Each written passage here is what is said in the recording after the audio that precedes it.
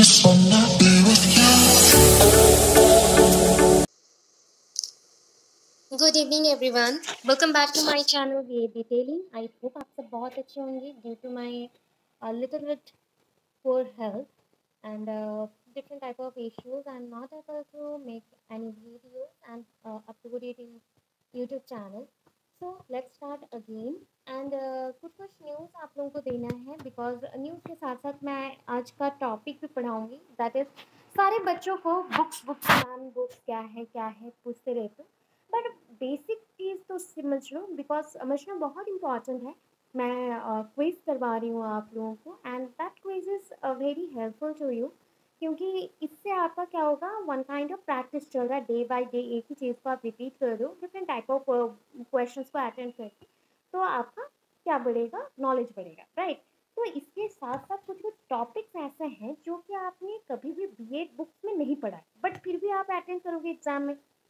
ओटेट है, सीटेट है, STET, R double E T, then आपका D triple S B, then आपका आ गया K V S N V S, CTET का पेपर 1 पेपर 2 सब में आता है। ऐसे कुछ कुछ टॉपिक्स हैं जिसको मैं पढ़ाना स्टार्ट कर रही हूँ। सो ऑलरेडी 4 क्लास कंप्लीट हो गए हैं, ये 5th वन है एंड इसके अकॉर्डिंग ये प्रोग्रेसिव एजुकेशन बहुत इंपॉर्टेंट टॉपिक है। ऑलमोस्ट एवरी टाइम आपको मिल जाएंगे कि एक ना एक क्वेश्चन कोई एक एग्जाम में आ ही रहा है, तो इसके बारे में जान लेते हैं बिकॉज प्रोग्रेसिव एजुकेशन और प्रोग्रेसिव क्लासरूम, प्रोग्रेसिव स्टूडेंट्स क्या है, उनका नेचर क्या है, इस कंसेप्ट को किसने डिस्कवर किया एंड एजुकेशन सिस्टम में जो प्रोग्रेसिव वर्ड से रिलेटेड जो कंसेप्ट हैं वो किसने किसने दिए हैं, जो कि बेसिकली ज़्यादा बड़ा कंसेप्ट नहीं है, छोटा सा कंसेप्ट है, उसको हम समझेंगे एंड होपफुली आप लोग अपने व्हाट्सएप ग्रुप में या फिर व्हाट्सएप के स्टेटस में, इंस्टा में, जहाँ पे भी हो सके, अगर कोई भी बीएड बच्चों से आप लोग कनेक्टेड हो या फिर वो लोग बीएड एमएड कुछ कर रहे हैं या एग्ज़ाम्स के लिए प्रिपेयर हो रहे हैं, टीईटी एग्ज़ाम्स के लिए, तो आप लोग प्लीज़ शेयर कर दें। इससे क्या होगा ना, जो टॉपिक्स कहीं से नहीं पढ़ रहे हो आप लोग वो भी पता चलेंगे एंड इंपॉर्टेंट टॉपिक्स भी मैं बता दूंगी आप लोगों को क्या है एंड पढ़ा दूंगी। उसके साथ साथ जो उड़ीसा के बच्चे हैं उनका कहना था मैम सीटेट नहीं आया, ओटेट दैट इज़ अ फ्रेशर्स ओटेट भी नहीं आया, तो ये क्या होगा। और एसटीईटी जो लोग दे रहे हो बच्चे, जो लोग एसटीईटी दे रहे हो, तो उनके लिए भी बता दूं एसटीईटी का जो आपका डेट था वो एक्सटेंड हो चुका है। आप लोग जाके एसटीईटी वेबसाइट में चेक कर लेना, आप लोगों को मिल जाएंगे। सीटेट का थोड़ा सा अभी आया नहीं है क्योंकि नोटिफिकेशन के अकॉर्डिंग जो जो हमें न्यूज़ मिला था, सारे यूट्यूबर्स कुछ चुप थे, कुछ को पता चला था तो वो लोगों ने बता दिया था, तो उसके अकॉर्डिंग सीटेट के एग्ज़ाम्स तो फिक्स हैं दिसंबर एंड जनवरी, बट इसका जो एग्ज़ाम के बाद का बात है, बट पहले जो पॉइंट है इसका फॉर्म फिलअप और एप्लीकेशन सबमिशन, तो ये अभी तक स्टार्ट ही नहीं हुआ है, ठीक है। FOTT आ रहा है, that is a freshers Odisha teacher eligibility test, तो ये चीज़ FOTET के बारे में बात कर लेते हैं, जो कि freshers Odisha teachers eligibility test है।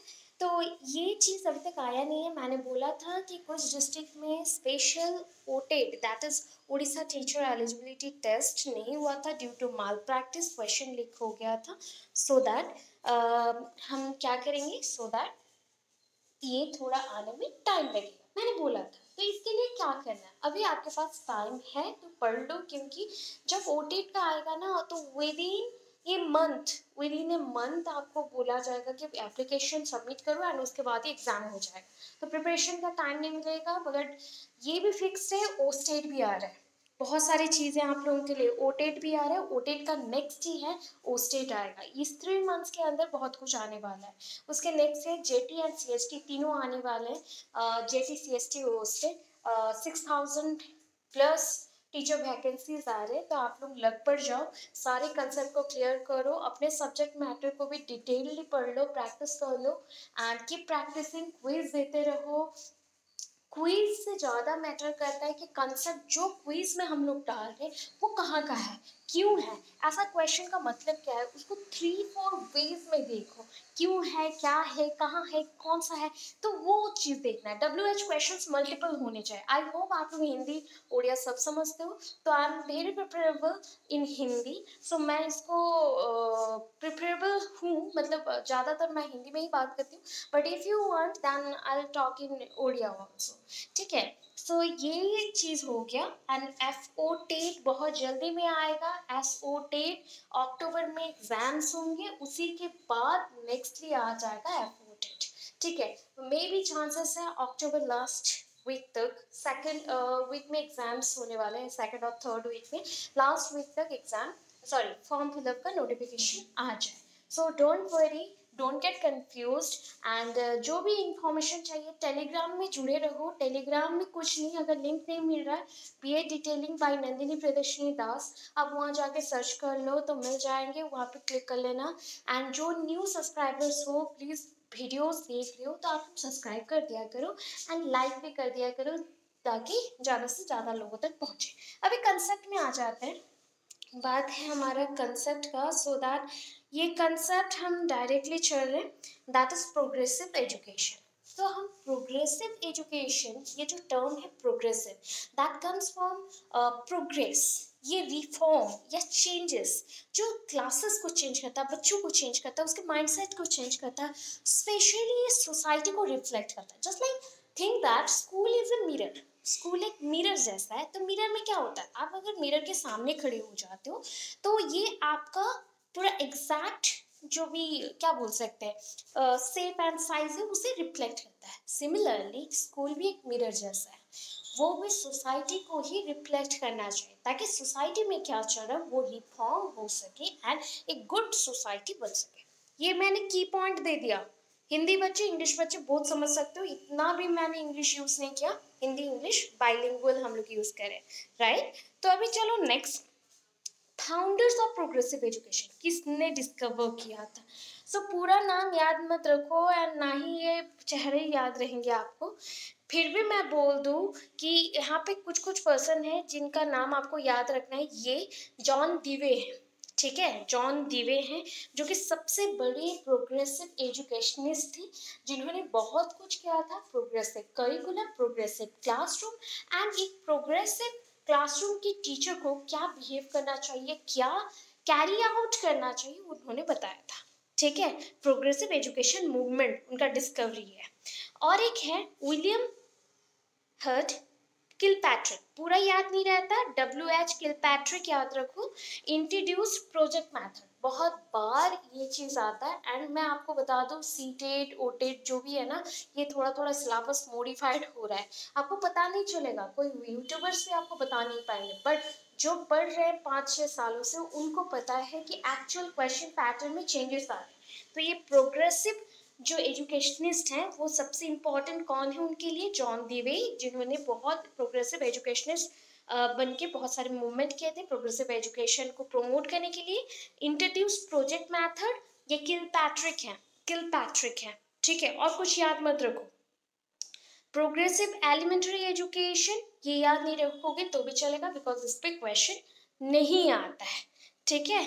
ये फ्रांसिस है, फ्रांसिस क्रिकर, तो इन्होंने कुछ नहीं किया था, ज़्यादा कुछ नहीं, मतलब एलिमेंट्री एजुकेशन में प्रोग्रेसिव डाला था, बट आपको पता है कि एलिमेंट्री और प्राथमिक अवस्थाओं में बच्चों में हम कितना प्रोग्रेस करवा सकते हैं, तो इनको छोड़ के हम इनमें ज़्यादा फोकस करेंगे, बिकॉज इन्होंने बहुत सारे मूवमेंट किए थे। अभी जी स्टैनली हॉल, बहुत टाइम आता है कि स्टैनली हॉल ने क्या कर दिया, क्या कर दिया, तो ये क्वेश्चनियर टेक्निक जो आप लोग यूज़ करते हो ना, क्वेश्चनियर टेक्निक इन्होंने डिस्कवर किया। फिर आया फेडरिक फ्रोवेल, तो फेडरिक फ्रोवेल आपको पता है ये किंडरगार्टन जो था, kindergarten not garden, kindergarten, kindergarten के फाउंडर है, ठीक है। और एक है जोहान फेडरिक पेस्टालॉजी, तो ये फादर ऑफ मॉडर्न एजुकेशन है, फादर ऑफ मॉडर्न एजुकेशन है Johann Friedrich Pestalozzi, Johann Friedrich Pestalozzi, father of modern education, father of modern education, right, father of modern education, तो याद रह गया। So father of modern education ये आपका Johann Friedrich Pestalozzi हो गए। Friedrich Froebel kindergarten, G Stanley Hall questionnaire technique, project method, William Heard Kilpatrick, progressive education, ये आपके हैं जॉन डीवे। हो गया। अभी नेक्स्ट चलते हैं, बहुत सारे शॉर्ट क्वेश्चन बता दी मैंने। जॉन डीवे को ही हम हाईलाइट करेंगे बिकॉज इनका ही कंसेप्ट है प्रोग्रेसिव एजुकेशन का। तो जॉन डीवे, टाइम पीरियड है 1859 टू 1952, इनका बर्थ एंड डेथ। सो ये एक कौन है, अमेरिकन फिलोसोफर है, साइकोलॉजिस्ट भी है, एजुकेशनिस्ट रिफॉर्मर भी है, बिकॉज इन्होंने एजुकेशन में चेंजेस किए, एजुकेशनिस्ट रिफॉर्मर। प्रैग्मेटिज्म बेस्ड है। प्रैग्मेटिज्म में क्या करते हो, आप एक्सप्लोर करते हो कोई चीज़ों को, ठीक है, एक्टिविटी बेस्ड होता है, एक्सप्लोर करते हो। तो ये फिलोसोफर्स जो भी रहते हैं ना, वो फिलोसॉफी जब क्रिएट करते हैं तो कुछ एक पॉइंट पे ही क्रिएट करते हैं, तो ये होता है आपका प्रैग्मेटिज्म।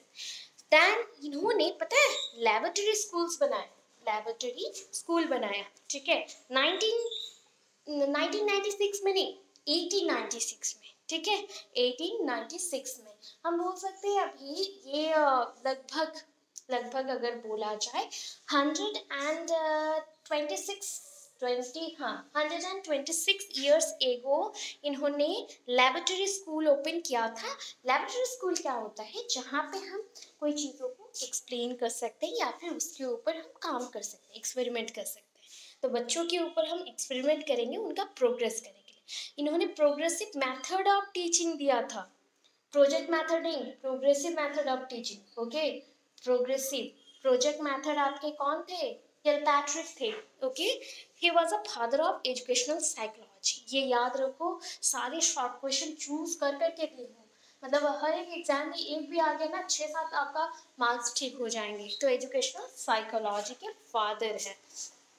देन देखो एजुकेशनल प्रोग्रेसिविज्म। प्रोग्रेसिविज्म क्या होता है, ये प्रोग्रेसिविज्म जो वर्ड है ना, मतलब प्रोग्रेस मतलब क्या है, उन्नति। ये वर्ड भी आया है प्रोग्रेसिव, प्रोग्रेसिविज्म वर्ड भी आया है प्रोग्रेसिव। इसका मतलब होता है कोई चीजों को चेंज करना, आकार देना, उसको एक शेप में डालना। हो गया।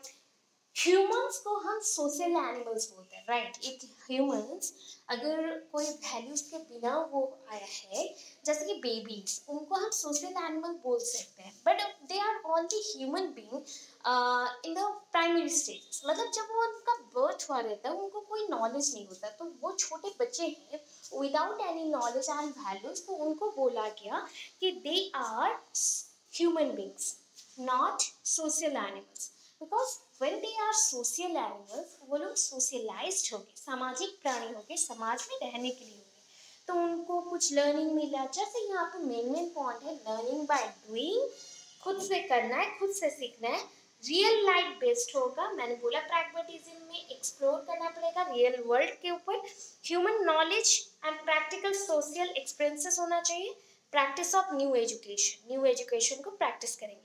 यहाँ पे दो मेन अप्रोचेस है, दो मेन अप्रोचेस है, आपको पूरा याद नहीं रखना है, दो वर्ड याद रखना बस।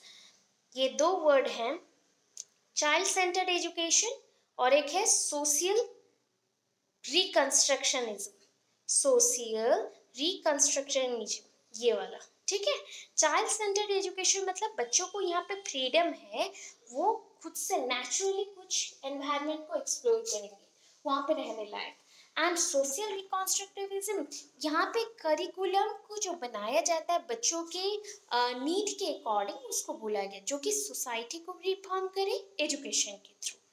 अच्छा, अभी यहाँ पे हमने क्या क्या लर्निंग बाय डूइंग के ऊपर दिया, तो लर्निंग बाय डूइंग पे क्या क्या होता है, प्रोजेक्ट मेथड यूज होंगे। देखो यही सब शॉर्ट क्वेश्चन है, project method, expeditionary learning, experiential learning, देखो ये सब शॉर्ट क्वेश्चन आते हैं जो आपको पता नहीं चलते।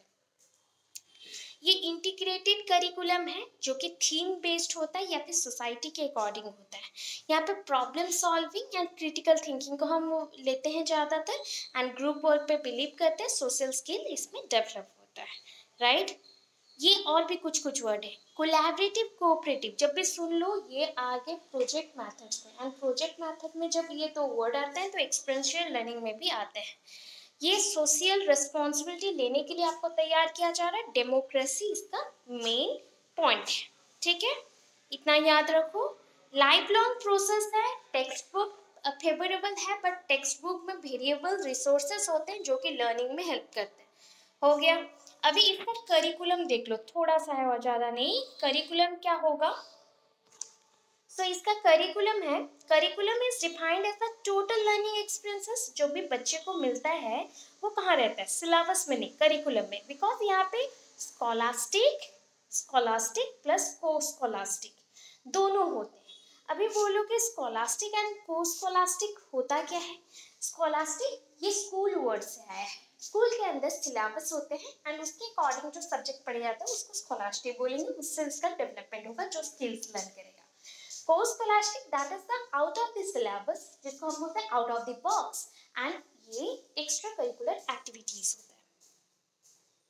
ठीक है, जब भी करिकुलम होता है प्रोग्रेसिव एजुकेशन में तो ये स्टूडेंट सेंटर्ड करिकुलम होता है। ये बच्चों के इंटरेस्ट के ऊपर, नीड के ऊपर, डेमोक्रेसी, मोरालिटी, सोशल डेवलपमेंट के ऊपर होता है। बच्चों को हम तैयार करते हैं ताकि वो सोसाइटी में फिट हो सके। जैसे कि student centre having in mind that no two persons are equal और अलाइक। अगर बोला जाए कि स्टूडेंट सेंटर करिकुलम होता क्या है, यहाँ पे हम ये समझते हैं कि दो लोग कभी भी सेम नहीं हो सकते, वो ट्विंस ही क्यों ना हो, उसमें फिर भी डिफरेंसेस होते हैं। ठीक है, आइडेंटिकल नहीं होते कोई भी पर्सन, कोई भी किसी का भी थिंकिंग आइडेंटिकल नहीं हो सकता। मे भी हो सकता है 50, 70, 80, 90% तक मैच करे, बट 10% फिर भी डिफरेंसेस होंगे। Curriculum is based on specific group of student, ये फ्लेक्सिबल होगा एंड बच्चों के नीड्स के ऊपर होगा।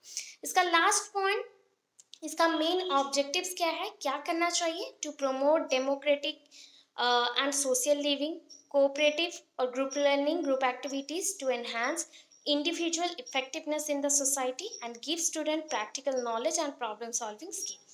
तो यहाँ पे 4 पॉइंट आए कि हमें किसमें दक्ष होना है, ना हमें अपनी दक्षताओं को बढ़ानी है कि हम एक साथ रहेंगे, डेमोक्रेटिक सोशल लिविंग, समाज में रहेंगे एक साथ, कोऑपरेटिव एक दूसरे को हेल्प करते हुए चलेंगे, ग्रुप एक्टिविटीज में लिव करेंगे, then to enhance individual effectiveness in the society. तो सोसाइटी में सारे लोगों का एक पार्टिसिपेशन होना चाहिए, सारे लोगों का एक कंट्रीब्यूशन होना चाहिए।